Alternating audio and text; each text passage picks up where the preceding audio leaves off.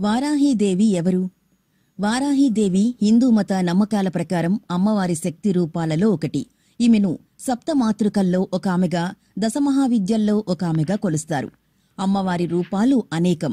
నవదుర్గలు, అష్టలక్ష్ములు ఇలాంటి కోవలకొచ్చేదే సప్తమాతృకలు. సప్తమాతృకలు అమ్మవారి 7 రూపాలు. ఈ సప్తమాతృకలలో శ్రీ వారాహి కూడా ఒకరు.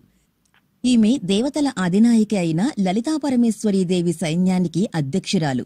వారాహి అమ్మవారిని మహావిష్ణు మరో రూపంగా, మహాలక్ష్మి ప్రతిరూపంగా చూస్తారు.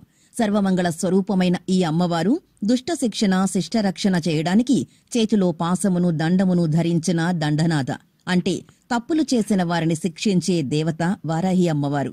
అయితే వారాహి అమ్మవారు ఉగ్రరూపంలో ఉండడం చాలామంది చూసి ఉంటారు. కాని ఈమె ఉగ్రరూపంలో కనిపించే అపార కరుణామయి, పరమ కృపామయి. ఆరాధించే వారిని ఎంతో గొప్పగా కరుణిస్తుంది ఈ అమ్మ.